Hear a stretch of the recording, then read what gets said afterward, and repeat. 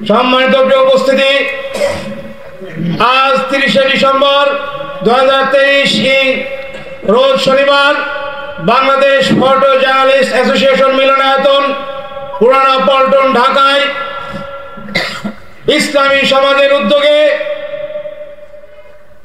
ইসলামের দৃষ্টিতে মানব রচিত ব্যবস্থা এবং গণতান্ত্রিক নির্বাচন বিষয়ে বিশেষ আলোচনা সভায় এখন আমাদের সামনে অত্যন্ত গুরুত্বপূর্ণ দিক নির্দেশনামূলক তত্ত্ববহ আলোচনা পেশ করবেন সকল প্রকার বাতিল ব্যবস্থার বিরুদ্ধে বিদ্রোহকারী আপসহীন আলেমে দ্বীন, সারা বিশ্বের সকল মানুষের কল্যাণকামী বন্ধু, আল্লাহর সার্বভৌমত্বের ভিত্তিতে তার আইন বিধানের প্রতিনিধিত্বকারী নেতা, ইসলামী সমাজের সম্মানিত আমির হযরত সৈয়দ হুমায়ুন কবির সাহেব। সম্মানিত আমির সাহেবকে আজকের এই বিশেষ আলোচনা সভায় অত্যন্ত গুরুত্বপূর্ণ দিক নির্দেশনামূলক আলোচনা পেশ করার জন্য সুবিনয় আহ্বান জানাচ্ছি। আসসালামু আলাইকুম ওয়া রাহমাতুল্লাহ।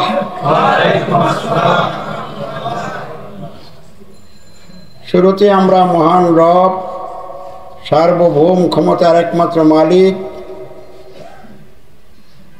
আসমান সমূহ এবং জমিন, আসমান সমূহের মধ্যে এবং জমিনের মধ্যে এবং এই উভয়ের মাঝখানে যা কিছু আছে সব কিছুর সৃষ্টিকর্তা আল্লাহর শুকরিয়া আদায় করি। সকলে বলি আলহামদুলিল্লাহ। রাসূলে করিমের উপর দুরূদ পাঠ করি সাল্লাল্লাহু আলাইহি ওয়াসাল্লাম।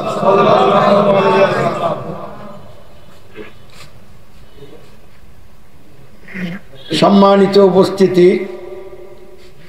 বিভিন্ন শ্রেণী পেশায় নিয়োজিত দেশবাসী ভাই ও বন্ধুরা, ইসলামী সমাজের দায়িত্বশীল বন্ধুরা এবং সাংবাদিক বন্ধুগণ, প্রশাসনের সাথে সম্পৃক্ত বিভিন্ন পর্যায়ের দায়িত্বশীল কর্মকর্তাবৃন্দ,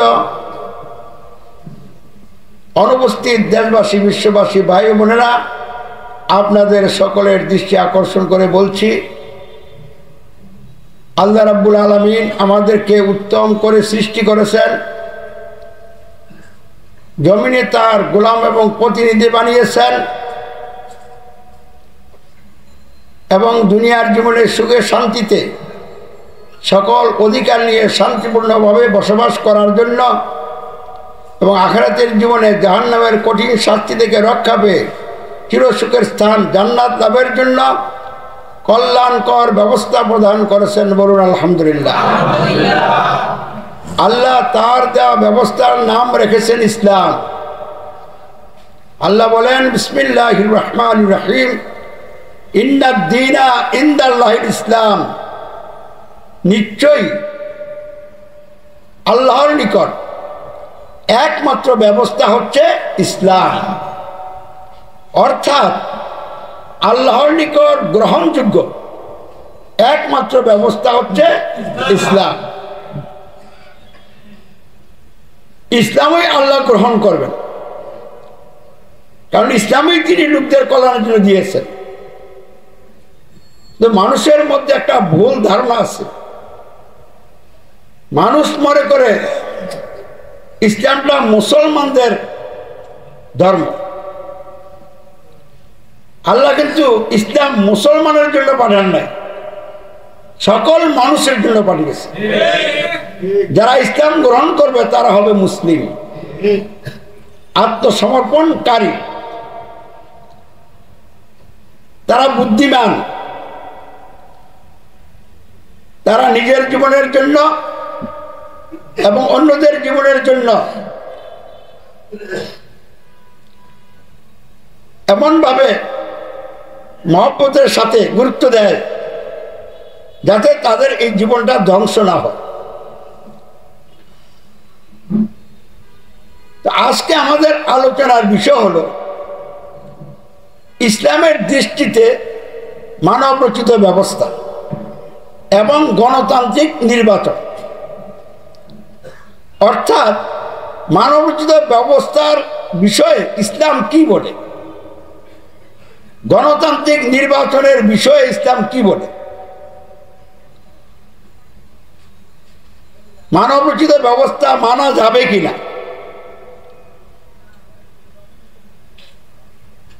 এবং মানবরচিত ব্যবস্থা মেনে নিলে কি পরিণতি হবে, গণতন্ত্রের অধীনে নির্বাচন করা যাবে কিনা, গণতন্ত্রের অধীনে দল গঠন করা যাবে কিনা, করলে এসব দলের কি পরিণতি হবে, এবং গণতান্ত্রিক নির্বাচন মানুষের জন্য কল্যাণ বয়ে আনবে কিনা, এসব বিষয়ে ইসলাম কি বলছে সেটি আমরা এখন আলোচনা করব ইনশাআল্লাহ। আপনাদেরকে মনোযোগ দিয়ে শোনার তৌফিক দান করো, এবং আমি যেন আজকের জন্য যেটা আল্লাহ পছন্দ করছেন সেইভাবে আলোচনাটা করতে পারি। আল্লাহ কবুল করে বলেন আমিন।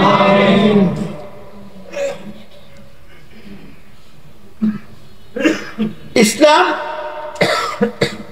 আল্লাহর দেওয়া দ্বীনের নাম। যদি দ্বীন কেউ না বুঝে সে ইসলাম বুঝবে না। উদাহরণস্বরূপ আমার মাথা থেকে পা পর্যন্ত যে দেহটা, আপনাদের প্রত্যেকের যেরকম একটা দেহ আছে, কোন দেহটার জন্য কি নামটা রাখা হয়েছে, দেহটা চিনার পরে এই দেহটার উপরে যে নামটা রাখা হয়েছে, যদি লোকটা এই নামটা দিয়া ওই দেহটাকে উপলব্ধি করতে পারে তাহলে নামের সার্থকতা হোক। যে আপনি দেহটা চিনেন না, কারণ নাম বললে কি কিছু বুঝবেন?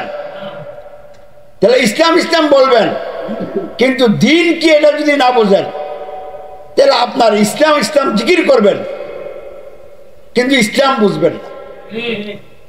দুঃখজনক বিষয় হলো এই, ইসলামের যারা তথাকথিত গবেষক, তথাকথিত পণ্ডিত,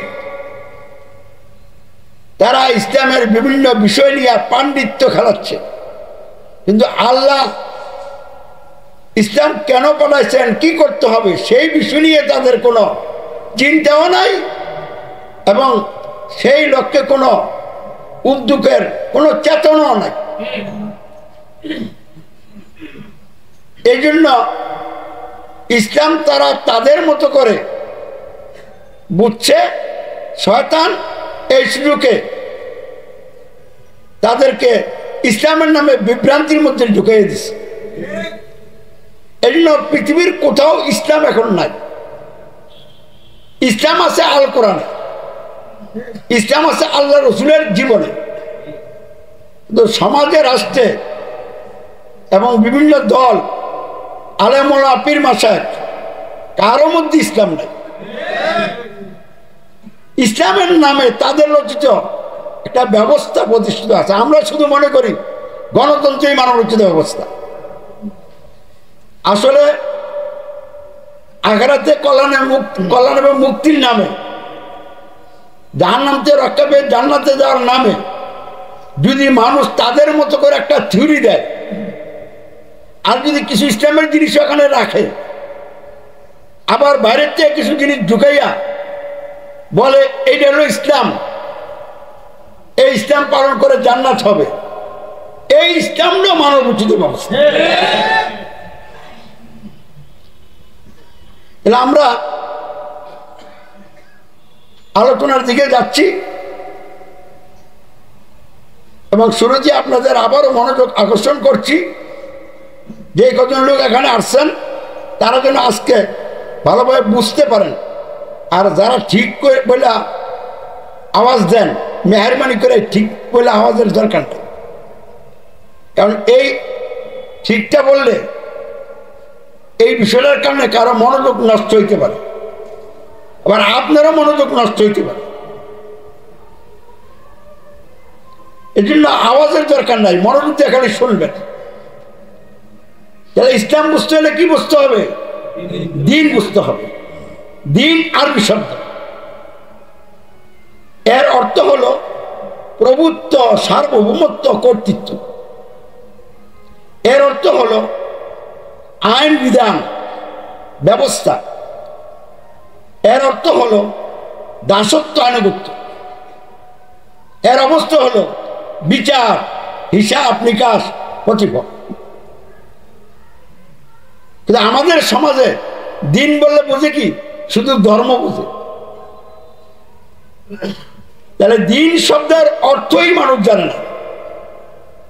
তাহলে দিন শব্দের এক নম্বর অর্থ হলো প্রভুত্ব, সার্বভৌমত্ব, কর্তৃত্ব। দ্বিতীয় অর্থ হলো আইন বিধান বা ব্যবস্থা। তৃতীয় অর্থ হলো দাসত্ব, আনুগত্য। চতুর্থ অর্থ হলো বিচার। আর বিচারের মধ্যে আছে হিসাব নিকাশ, ফলাফল, প্রতিফল। বিচার করে মানে কি? সাক্ষী প্রমাণ দেয়, যাচাই বাছাই কইরা, হিসাব নিকাশ করে আপনারা রায় দেয়। তাহলে এই চারটা অর্থকে সামনে রেখে দিন বিষয়টা আমাদেরকে বুঝতে হবে। এই দিন শব্দের অর্থ কোরআনের বিভিন্ন জায়গায় এমন ভাবে পেশ করা হয়েছে, কোথাও দিনের অর্থ বিচার, কোথাও দিনের অর্থ আইন বিধান, কোথাও দিনের অর্থ দাসত্ব, আনুগত্য, কোথাও দিনের অর্থ সার্বভৌমত্ব, প্রভুত্ব, কর্তৃত্ব। কিন্তু ইসলাম, নিশ্চয় আল্লাহর নিকট একমাত্র দিন হচ্ছে ইসলাম। এখানে দিনের যতগুলি অর্থ আছে সবগুলি অর্থ এই জায়গায় দিন ক্যারি করে। কিন্তু সূরাতুল ফাতিহার মধ্যে বলা আছে মালিকি ইয়াউমিদ্দিন, তিনি বিচার দিনের মালিক। এখানে দিন অর্থ শুধু বিচার। তো ইসলাম, এখানে দিনের সবগুলি অর্থ জমা আছে। এই অর্থগুলিকে সামনে রেখে দিন কাকে বলে যদি এটার সংজ্ঞা দেন, তাহলে এভাবে বলতে হবে একমাত্র আল্লাহর প্রভুত্ব, সার্বভৌমত্ব, কর্তৃত্বের ভিত্তিতে কেবলমাত্র তারই দাসত্ব, আনুগত্যমূলক বিধান ব্যবস্থা, যাহা মেনে চললে দুনিয়া কল্যাণ, শান্তি, মানুষের জীবনে সুশাসন, ন্যায় বিচার, মানবাধিকার প্রতিষ্ঠা হবে। আর আখিরাতের জীবনে জাহান্নাম থেকে রক্ষা পেয়ে জান্নাত লাভ হবে। আর যাহা অমান্য করলে দুনিয়া অকল্যাণ, অশান্তি হবে, দুর্ভোগ মানুষের জীবনকে গ্রাস করবে, হানাহানি, সংঘাত, সংঘর্ষ মানুষের জীবনে লেগে থাকবে। আর মৃত্যুর পর, হিসাব নিকাশের পর তার জন্য চিরদিনের জন্য স্থায়ী ঠিকানা হবে জাহান্নাম।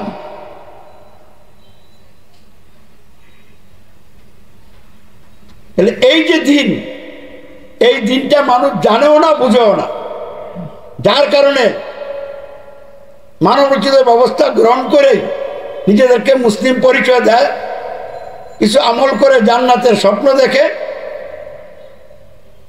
আর অর্থনৈতিক এবং নেতৃত্ব, কর্তৃত্ব ইত্যাদির বিষয় নিয়ে মারামারি করে যদি মরে যায়, তখন বলে শহীদ হয়ে গেছে। কারণ বাংলাদেশে তো শেখ মুজিবও শহীদ, জিয়াউর রহমানও শহীদ, নাকি? মুক্তিযোদ্ধা যারা মারা গেছে তারাও কি শহীদ। আর ইসলাম প্রতিষ্ঠার জন্য গণতন্ত্রের অধীনে যারা জোটভোট নির্বাচন করে, মারামারি করে, এভাবে মরে গেলে তারা কি শহীদ।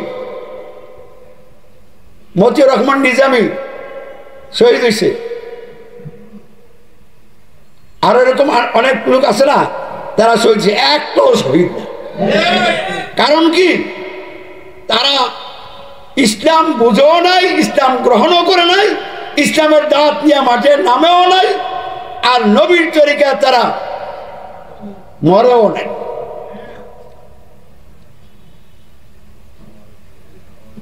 তাহলে এই শহীদ শব্দটা যত্রতত্র ব্যবহার করা হচ্ছে।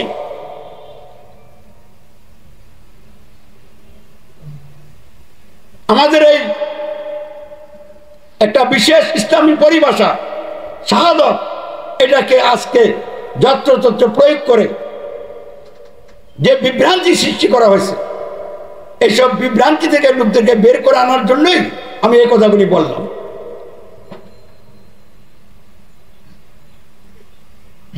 তাহলে আল্লাহর দেওয়া দিন, আর এই দিনের নাম হচ্ছে কি ইসলাম। একমাত্র আল্লাহর প্রভুত্ব সার্বভৌমত্ব কর্তৃত্বের ভিত্তিতে তারই দাসত্ব আনুগত্যমূলক ব্যবস্থা, যা মেনে চললে দুনিয়া কল্যাণ শান্তি, আখিরাতে মুক্তি, যা অমান্য করলে দুনিয়া অকল্যাণ অশান্তি, আখিরাতে নিশ্চিত ঠিকানা জাহান্নাম, এটাই হচ্ছে আদ-দ্বীন। আর এই আদ-দ্বীনের নামই হচ্ছে কি ইসলাম। তাহলে ইসলাম বললে প্রভুত্ব সার্বভৌমত্ব কর্তৃত্ব, এই বিষয়টা মাথায় না আসলে ইসলাম আপনি বুঝেন নাই। আল্লাহর দেওয়া এই যে দিন, এই দিনকে আল্লাহ রাব্বুল আলামিন তারই সর্বশেষ নবী এবং রাসূল হযরত মুহাম্মদ সাল্লাল্লাহু আলাইহি ওয়াসাল্লামের উপর পবিত্র আল কোরআন নাজিল করে পরিপূর্ণ করে দিয়েছেন। বলুন আলহামদুলিল্লাহ। আল কোরআনটা একসাথে নাজিল হয় না, অল্প অল্প করে নাজিল হয়েছে, এবং সমাজ বিপ্লবের জন্য নাজিল হয়েছে। প্রতিষ্ঠিত মানব রচিত ব্যবস্থার মূল উৎপাদন করে সমাজ এবং রাষ্ট্রকে, মানুষের পুরা জীবনকে ইসলামের অধীনে বন্দী করে ইসলামের বিধান দিয়া পরিচালনা করার জন্য আল্লাহ রাব্বুল আলামিন কোরআন নাজিল করেছেন। আন্দোলন চলাকালীন যখন যা প্রয়োজন তখন ততটুকু নাজিল করা হয়েছে। আজকে দিন প্রতিষ্ঠার আন্দোলন বাদ দিয়া মাদ্রাসায় বসা গবেষণা করতেছে, এইসব গবেষকরা কোনোদিন ইসলাম বুঝবে না। কারণ ইসলাম বুঝতে হলে আল্লাহ রসুল যেভাবে বুঝছিলেন এবং তিনি লোকদেরকে যেভাবে বুঝাইছিলেন তার সাহাবীদেরকে, ঠিক সেইভাবে বুঝতে হবে। আর সেইভাবে বুঝতে হলে আমির ছাড়া ইসলাম বোঝা সম্ভব না। আর আমির বলতে শুধু দল বানাইয়া দলের আমির বললে আমির হয়ে গেল না। ইসলামের দৃষ্টিতে, ইসলামের ভিত্তিতে যে আমির, তাকে আমির কে মানলো আর কে মানলো না, মানলো আমির, না মানলো তিনি আমির।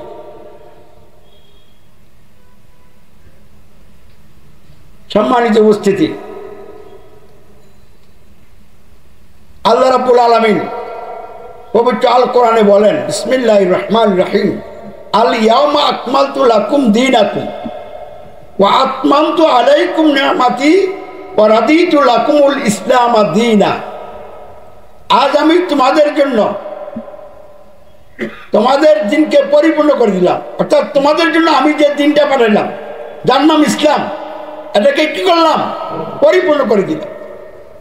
এবং তোমাদের উপর আমি আমার সকল নিয়ামত সম্পূর্ণ করলাম। আর ইসলামকেই তোমাদের জন্য জীবন ব্যবস্থা হিসেবে মনোনীত করলাম। বলুন আলহামদুলিল্লাহ। তাহলে ইসলাম কি?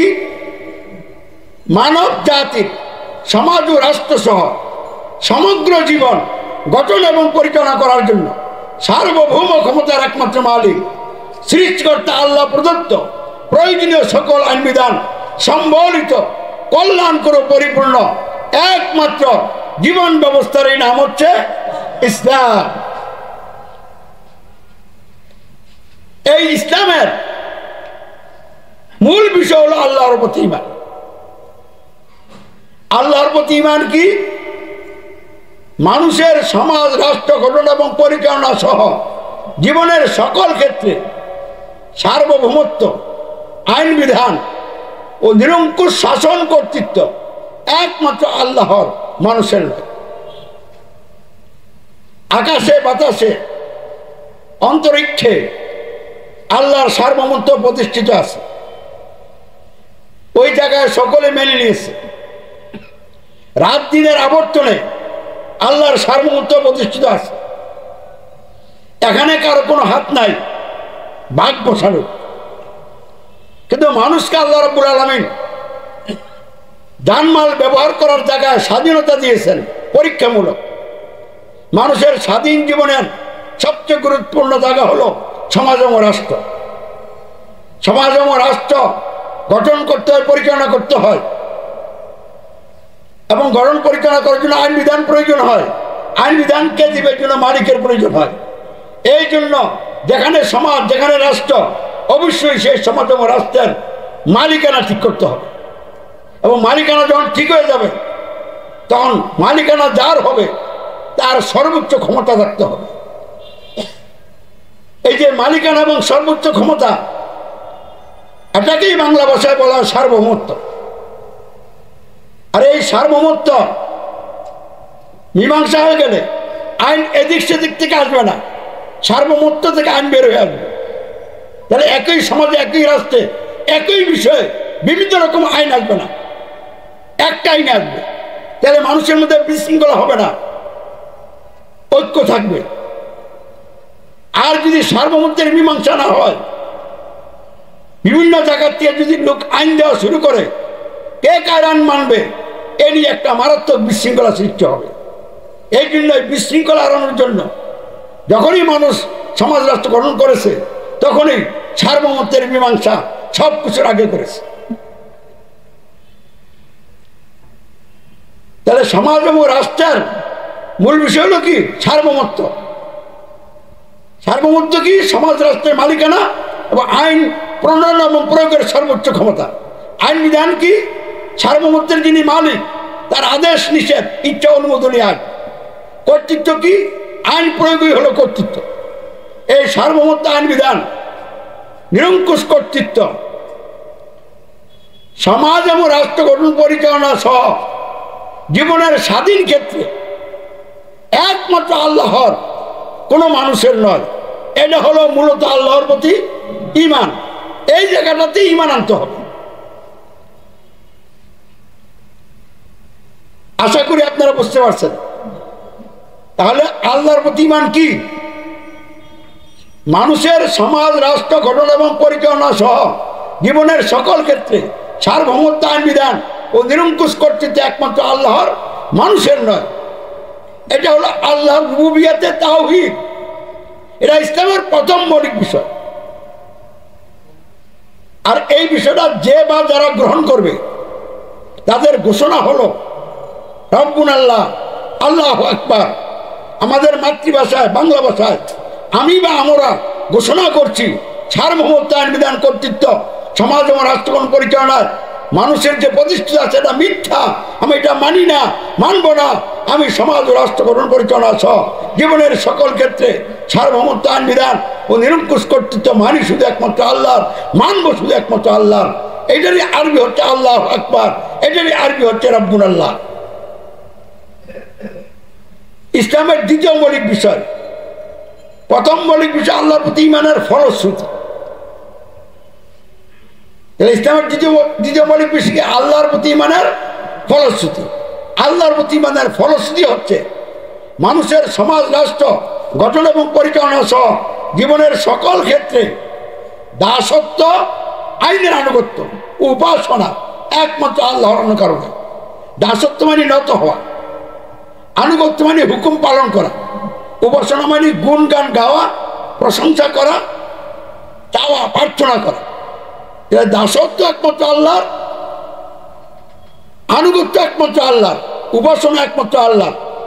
তিনি দাসত্ব, আনুগত্য, উপাসনা পাওয়ার যোগ্য সত্তা। তিনি ছাড়া আর কেউ দাসত্ব, আনুগত্য, উপাসনা পাওয়ার যোগ্য নয়, কারো অধিকার নাই। তাহলে ইসলামের দ্বিতীয় মৌলিক বিষয় আমরা বুঝতে পারছি, মানুষের সমাজ রাষ্ট্র গঠন পরিচালনা সহ জীবনের সকল ক্ষেত্রে দাসত্ব, আইনের আনুগত্য, উপাসনা একমাত্র আল্লাহর, অন্য কারো নয়। এটা হলো আল্লাহর উলুহিয়াতে তাওহীদ, অর্থাৎ আল্লাহর ইবাদতে তাওহীদ। আল্লাহর দাসত্ব, আনুগত্য, উপাসনা তাওহীদ, এই বিষয়টি গ্রহণকারী ব্যক্তি বা ব্যক্তিদের সাক্ষ্য অঙ্গীকার হলো আশহাদু আল্লা ইলাহা ইল্লাল্লাহ, আমি সাক্ষ্য দিচ্ছি। সাক্ষ্যের ভিতরে অঙ্গীকার আছে। কোর্টে যখন একটা লোক সাক্ষী দেয় তখন কি বলে? আমি যাহা বলিব সত্য বলিব, কোনো মিথ্যা বলিব না। তাহলে সাক্ষ্যের ভিতরে অঙ্গীকার আসেনি? আশহাদু আল্লা ইলাহা ইল্লাল্লাহ, আমি সাক্ষ্য দিচ্ছি, আমি অঙ্গীকার করছি সমাজ রাষ্ট্র সহ জীবনের কোন একটি ক্ষেত্র আমার জন্য কোনো ইলাহা নাই, একমাত্র ইলাহা মাবুদ হচ্ছে আল্লাহ। আমি দাসত্বানুগত উপাসনা আল্লাহরই করি করব, তিনি ছাড়া আর কারো দাসত্বানুগত উপাসনা করি না, করব না। এই যে দ্বিতীয় মৌলিক বিষয়, এর বাস্তবায়ন হলো 3 নম্বর বিষয়, আল্লাহর প্রতি ঈমানের ফলশ্রুতির বাস্তবায়ন। সেটা কি? মানুষের সমাজ রাষ্ট্র গঠন এবং পরিচালনা সহ জীবনের সকল ক্ষেত্রে শর্তহীন অনুকরণ একমাত্র হযরত মুহাম্মদ সাল্লাল্লাহু আলাইহি ওয়াসাল্লামের, অন্য কারণ। অন্য কোনো নেতার আনুগত্য অনুকরণ তখন করা যাবে যখন সে শর্ত পূরণ করবে। এই শর্ত পূরণের মানে কি? যদি কোনো নেতা কোরআন এবং সুন্নাহর নিকট নিজেকে বন্দী করে, কোরআন সুন্নাহর অধীনে থেকে কোরআন সুন্নাহর বিধিবিধান নিজে মেনে চলে এবং সমাজ রাষ্ট্র পরিচালনা করতে দেয়, লোকদেরকে আল্লাহর বিধান দিয়ে পরিচালনা করে, তিনি হলেন শর্ত পূরণকারী নেতা। আবু বকর রাদিয়াল্লাহু তাআলা আনহু, ওমর, ওসমান, আলী রাদিয়াল্লাহু তাআলা আনহুম, তারা ছিলেন শর্ত পূরণকারী নেতা। আর যেসব নেতারা মানুষের রচিত ব্যবস্থা দিয়া নেতা হয়ে নেতৃত্ব দেয়, এইসব কোন নেতা শর্ত পূরণকারী নেতা না। যদি এই ধরনের নেতাদের আনুগত্য করেন, তাহলে যে আনুগত্যটা রসুল পাওয়ার হক লাগতো, আপনি সেই আনুগত্যটা তার উপরে বর্তায় দিলেন। তাহলে আল্লাহ রসুলের আনুগত্যের বিরুদ্ধে বিদ্রোহ করলেন। ফেরাউন, নমরুদ, আবু জেহেলের অনুসরণ অনুকরণে নেতা হয়ে নেতৃত্ব দিলেন। তাহলে এই যে ইসলামের মৌলিক 3টা বিষয়, এই 3টা মৌলিক বিষয় যদি কেউ না জানে, না বুঝে, তাহলে ইসলাম গ্রহণ করতে পারবে। তাহলে ইসলাম কেমনে গ্রহণ করবে? এই 3টা বিষয় জেনে বুঝে অন্তরে দৃঢ়ভাবে বিশ্বাস এনে মুখে ঘোষণা এবং সাক্ষ্য অঙ্গীকার দিয়া সে ইমানদার মুসলিম হবে।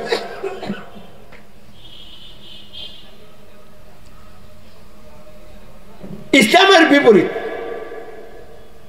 মানুষ ইবলিসের চক্রান্তের শিকার হয়ে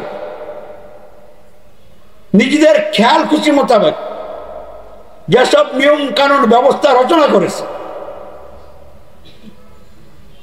এগুলি হলো আল্লাহর বিধান অনুযায়ী, আল্লাহর ঘোষণা অনুযায়ী জাহিলিয়া।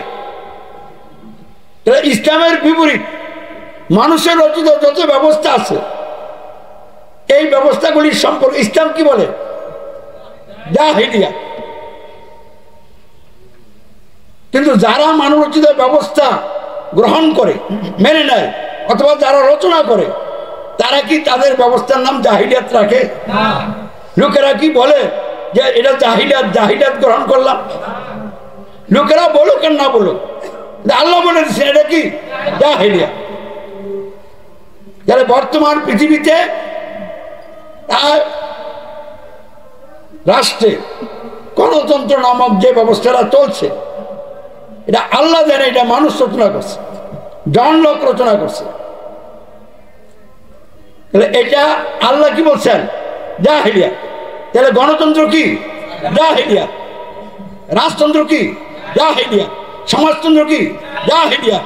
ধর্ম নিরপেক্ষতাবাদ কি? জাহিলিয়াত। সমাজতন্ত্র কি? জাহিলিয়াত। সামরিকতন্ত্র কি? জাহিলিয়াত।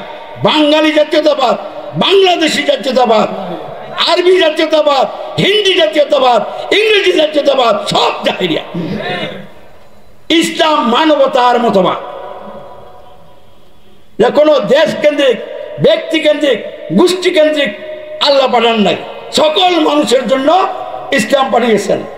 ইসলাম মানবতার বিধান। তো ইসলামের বিপরীত গণতন্ত্র, রাজতন্ত্র, সমাজতন্ত্র, সামরিকতন্ত্র যত ব্যবস্থা আছে আল্লাহ দেন নাই, মানুষ রচনা করছে। এইসব ব্যবস্থার ব্যাপারে তো আল্লাহ জাহিলাত বলছে।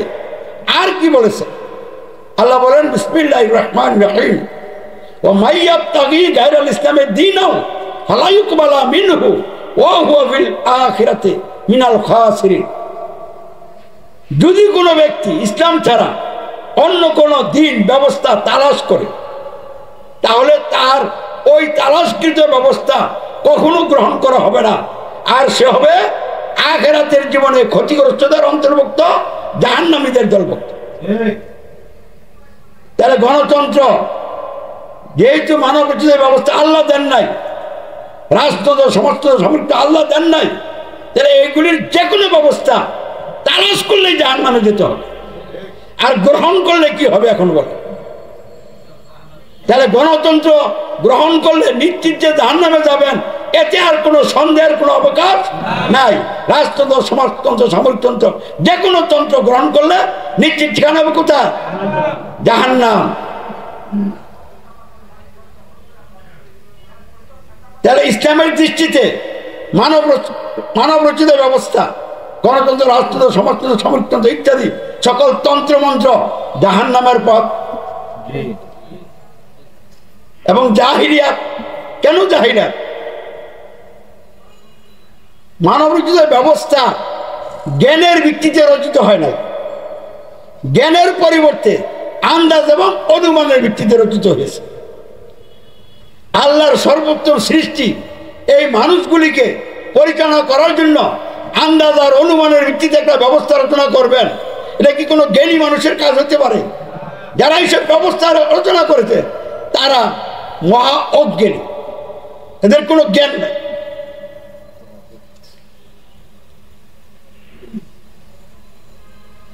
একটা মোবাইল, এটা কিভাবে চালাবেন এটার জন্য ক্যাটালগ, এটা কি আমি দেব না আবিষ্কার যে করছে? আর আপনি আবিষ্কার যে ক্যাটালগ দিচ্ছে ওই অনুযায়ী ব্যবহার করলে এটাতে ফায়দা পাবেন। আর যদি নিজের মন গড়া থিওরি এখানে প্রয়োগ করেন, তাহলে এখানে এটার থেকে আপনি কোনো ফায়দা পান না, বরং জিনিসটাকে নষ্ট করে দিবেন। তো আল্লাহর দুনিয়ার আল্লাহ মানুষকে সৃষ্টি করে তাদের ইনস এন্ড আউট তিনি জানেন, কি ধরনের নিয়ম কানুন দিলে বাস্তবসম্মত হবে, মানুষের কল্যাণ হবে, তিনিই জানেন, তিনিই বুঝেন। এই জন্য তিনি জ্ঞানের ভিত্তিতে বিধান দিয়েছেন ইসলাম। আর মানুষের জন্য ব্যবস্থা রচনা করার কোনো অধিকারই রাখে না, যোগ্যতাই নাই। এই জন্য আন্দাজার অনুমানের ভিত্তিতে মানব রচিত ব্যবস্থা রচনা করে বিশ্বের মানুষগুলিকে এই মানবরূপী শয়তানগুলি ধ্বংস করে দিচ্ছে। এই মানব রচিত ব্যবস্থা নাম যেটা হোক, এরও মৌলিক বিষয় কটা? তিনটা। প্রথম মৌলিক বিষয় কি? সমাজ এবং রাষ্ট্রকরণ পরিচালনার মানুষের সার্বভৌমত্ব আইন বিধান কর্তৃত্ব। দ্বিতীয় মৌলিক বিষয় কি? মানুষের মন গড়া আইনের আনুগত্য। তৃতীয় মৌলিক বিষয় কি? মানুষের মন গড়া আইনের ভিত্তিতে নেতৃত্বদানকারী নেতাদের আনুগত্য, অনুকরণ। কারণ এই তিনটার ব্যাপারে ইসলাম কি বলে? মানুষের সার্বভৌমত্ব আইন বিধান কর্তৃত্ব, এই ব্যাপারে ইসলামের বক্তব্য কি? পবিত্র আল কোরআনের সূরাতুল বাকারার 107 নম্বর আয়াতে আল্লাহ বলেন বিসমিল্লাহির রহমানির রহিম, আলাম তাআলাম আন্নাল্লাহা লাহু মুলকুস সামাওয়াতি ওয়াল আরদ। তুমি কি জানো না আসমান এবং জমিনের সার্বভৌমত্ব একমাত্র আল্লাহর জন্য নির্দিষ্ট?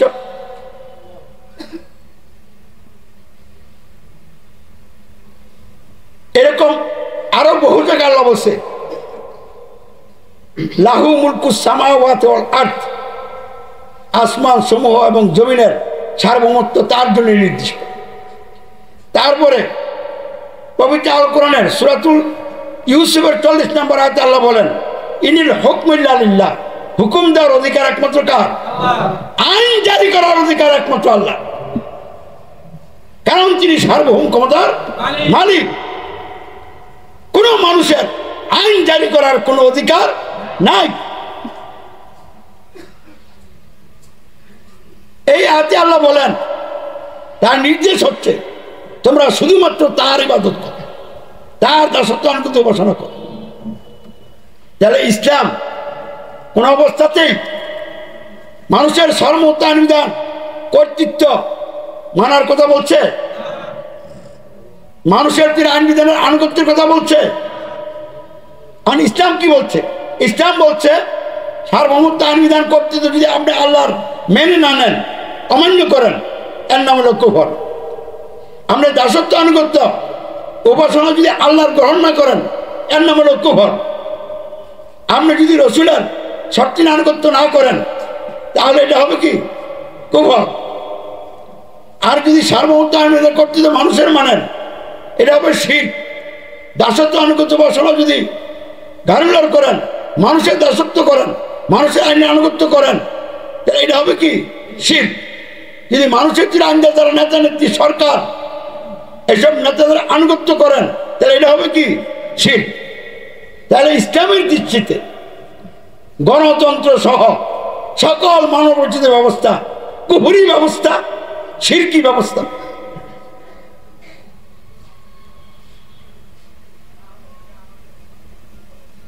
তাহলে সময় যদি আমাদের হাতে কম, এই জন্য আমরা সংক্ষেপে শেষ করতে চাচ্ছি। তাহলে ইসলামের দৃষ্টিতে মানব রচিত ব্যবস্থা কুফরি ব্যবস্থা, শিরকি ব্যবস্থা, জাহেলি ব্যবস্থা, লোকদেরকে জাহান্নামে নিয়ে যাওয়ার ব্যবস্থা। এখন কুফর করলে, শিরক করলে কি হয়? পবিত্র কোরআনে বিভিন্ন জায়গায় আল্লাহ বলেছেন। সূরাতুল মুলকের 6 নম্বর আয়াতে আল্লাহ বলেন, যারা নিজেদের রবের সাথে কুফরি করেছে তাদের জন্য জাহান্নামের আযাব, আর এটা হচ্ছে অত্যন্ত মন্দ ঠিকানা। তারপরে সূরাতুল ফাতিরের 39 নম্বর আয়াতে আল্লাহ বলেন, এই জমিনে আমি তোমাদেরকে খলিফা বানিয়েছি, এমত অবস্থা যে কুফরি করবে, এই কুফরির শাস্তি অপরাধ তার উপরে পড়তে হবে। কুফরকারীদের কুফরি তাদের জন্য রবের নিকট রাগ ছাড়ার কিছুই বৃদ্ধি করে না। কুফরকারীদের কুফরি তাদের জন্য ক্ষতি ছাড়ার কিছুই বৃদ্ধি করে না। তাহলে দুনিয়ার জীবনে কুফরি মানুষকে কি করে? আল্লাহ রাগ বাড়ায় আর ক্ষতির মাত্রা বাড়ায়। শিরক করলে কি হয়? পবিত্র আল কোরআনে আল্লাহ স্পষ্টভাবে বলেন, ইন্না শিরকা লাযুলমুন আযীম, নিশ্চয় শিরক হচ্ছে সবচেয়ে বড় জুলুম, সবচেয়ে বড় অপরাধ। বিসমিল্লাহির রহমানির রহিম, লাইন আশরাকতা লা ইয়াহবাতান্না আমালুকা ওয়া লা তাকুনান্না মিনাল খাসিরিন। তুমি যদি শিরক করো তাহলে তোমার সকল আমল বিনষ্ট আর তুমি হবে ক্ষতিগ্রস্তদের অন্তর্ভুক্ত। আল্লাহ আরো বলেন, বিসমিল্লাহির রহমানির রহিম, ইন্নাহু মা ইউশরিক বিল্লাহি ফাকাদ হারামাল্লাহু আলাইহিল জান্নাতা ওয়া মাওয়াহুন নার। নিশ্চয় যে আল্লাহর সাথে শিরক করবে, আল্লাহ তার জন্য জান্নাত হারাম করে দিবেন এবং তার ঠিকানা হবে আগুন।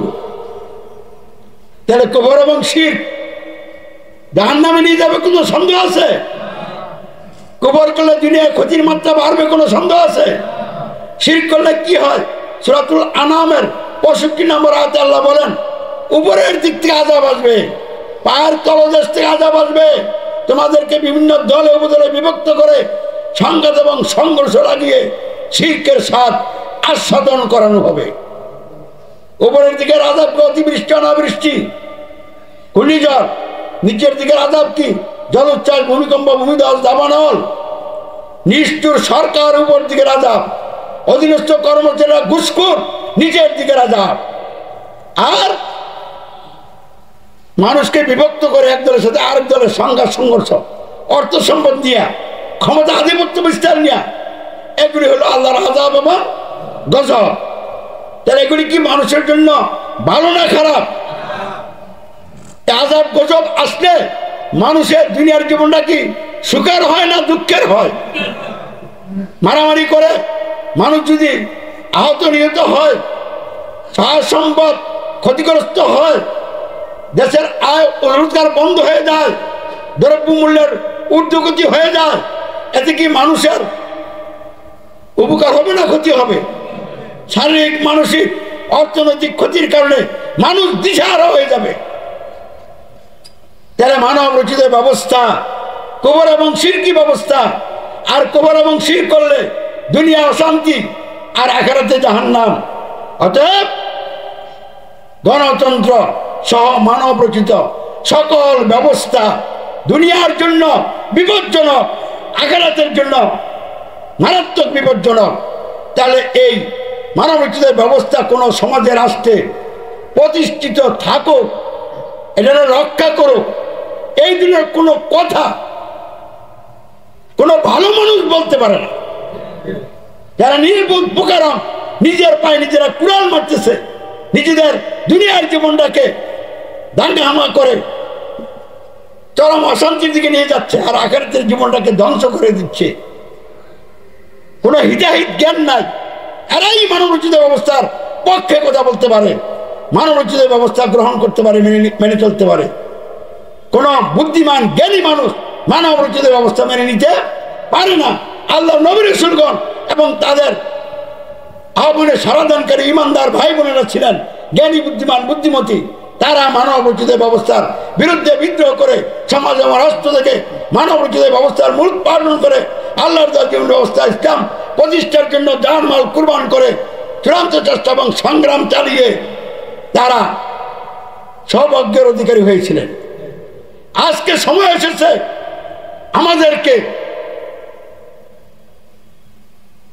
জাহিলাতের বিরুদ্ধে বিদ্রোহ করে, মানবরচিত ব্যবস্থার বিরুদ্ধে বিদ্রোহ করে আল্লাহর দ্বীন ইসলামকে সমাজ, রাষ্ট্র, জীবনের সকল ক্ষেত্রে গ্রহণ করে ইসলাম প্রতিষ্ঠার জন্য জানমাল কুরবান করে আন্দোলন এবং সংগ্রাম গড়ে তুলতে হবে।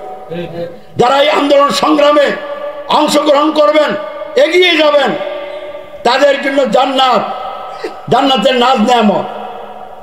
আর এই আন্দোলন সংগ্রামের মধ্য দিয়ে ইমানের পরীক্ষা দিয়ে ইমানদার সৎকর্মশীল হয়ে আল্লাহর নিকট যখন গ্রহণযোগ্য হয়ে যাবেন, আল্লাহ রাব্বুল আলামিন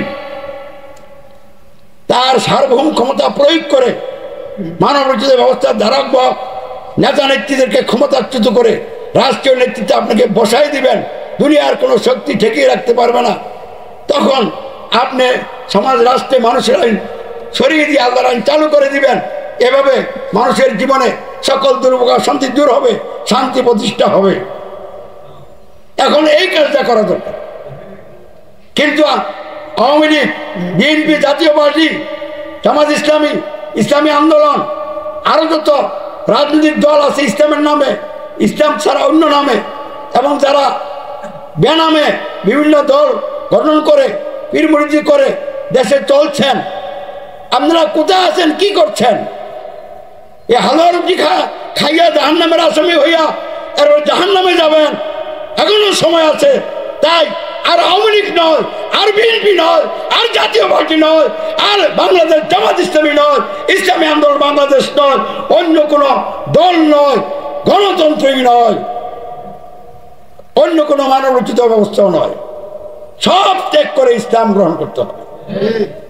আমরা ইসলাম গ্রহণ করেছি, আমরা নিজেদেরকে ভালোবাসি, দেশের মানুষ, জাতির মানুষকে ভালোবাসি, প্রশাসনের লোকদেরকে মহব্বত করি, সাংবাদিক বন্ধুদেরকে মহব্বত করি, সকলকে সাথে নিয়ে এই বাংলাদেশে ইসলাম প্রতিষ্ঠা করে মানুষে মানুষে হানাহানি, সংঘাত, সংঘর্ষ বন্ধ করে লুটপাটের রাজত্ব খতম করে দিয়ে সুশাসন এবং ন্যায় বিচার প্রতিষ্ঠার মাধ্যমে মানুষের সকল অধিকার আদায় এবং সংরক্ষণের জন্য আন্দোলন সংগ্রাম চালিয়ে যাচ্ছি।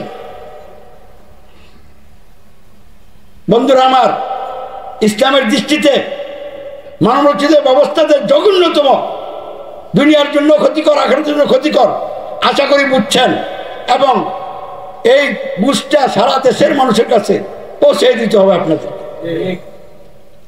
এখন আসেন ইসলামের দৃষ্টিতে গণতান্ত্রিক নির্বাচন। গণতন্ত্র গ্রহণ করে তো গণতান্ত্রিক নির্বাচন করে, তাহলে গণতন্ত্রটা কি একটু ব্যাখ্যা করে বুঝাইতেছে। গণতন্ত্রের মূল কথা হলো জনগণ সকল ক্ষমতার উৎস। তাহলে জনগণ ক্ষমতার উৎস মানে কি? জনগণ হলো সমাজ এবং রাষ্ট্রের জন্য সার্বভৌম ক্ষমতার মালিক, সার্বভৌমত্বের মালিক। জনগণের রায় চূড়ান্ত, এখানে আর কারো কোনো কথা চলবে না।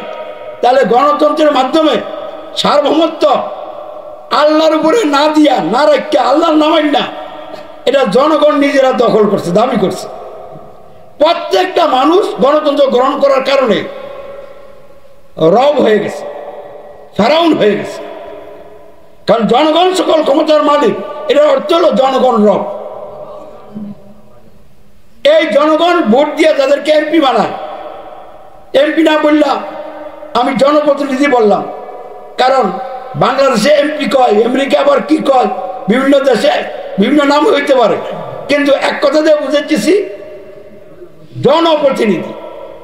তাহলে গণতন্ত্রের মাধ্যমে জনগণ যেহেতু মালিক, তারা তাদের প্রতিনিধি নির্বাচন করে। প্রতিনিধিদের কাজ কি? মালিককে পরিচালনা করার জন্য তারা আইন তৈরি করবে। ধ্যান কেমন ভাওতাবাজি, জনগণ মালিক, এখন তারা প্রতিনিধি বানাই দিয়া এখন দায়িত্ব দিচ্ছে, তোমরা আইন বানাইয়া আমাদেরকে তোমাদের আইন দিয়ে চালাও। তাহলে মালিক হয়ে গেছে গণতন্ত্রের মাধ্যমে কে? জনপ্রতিনিধিরা। আর জনপ্রতিনিধিরা যাদেরকে দায়িত্ব দিচ্ছে, তারা আবার সরকার গঠন করে। সরকার মানে মন্ত্রীগণ।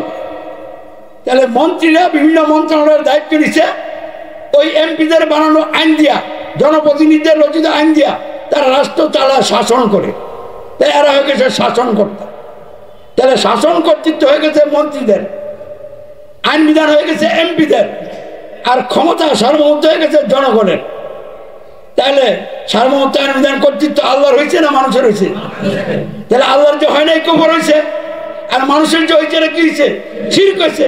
তাহলে গণতন্ত্র কুবরি ব্যবস্থা, শিরকি ব্যবস্থা, জাহান্নামে নিয়ে যাওয়ার ব্যবস্থা। এই জন্য আমি বলি গণতন্ত্র হলো জাহান্নামের গাড়ি, আর গণতন্ত্র দিয়ে যারা সরকার হয় তারা হলো জাহান্নামের গাড়ির ড্রাইভার, আর যারা গণতন্ত্র মানে তারা হলো জাহান্নামের গাড়ির প্যাসেঞ্জার। গণতন্ত্র নামক জাহান্নামের গাড়ি শেখ হাসিনার নেতৃত্বে বাংলাদেশে জাহান্নামের দিকে যাচ্ছে। সৌদি আরবে রাজতন্ত্র জাহান্নামের গাড়ি সৌদি বাদশার নেতৃত্বে জাহান্নামে যাচ্ছে।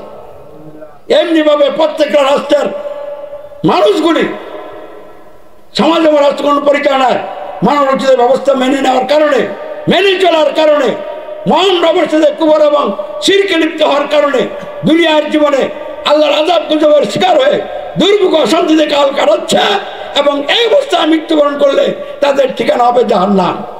তাই এই অবস্থায় দুনিয়ায় কল্যাণ এবং শান্তি পাইতে হলে, আখিরাতে জাহান্নাম থেকে রক্ষা পাওয়া, জান্নাতে যেতে হলে, মুক্তি লাভ করতে হলে আমাদের কি করতে হবে?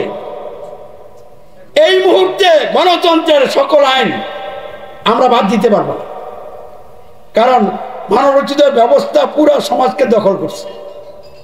তাহলে কমপক্ষে মানবরচিত ব্যবস্থার 3টা মৌলিক বিষয় ত্যাগ করতে হবে। সব পারবেন না। তাহলে কি বলতে হবে?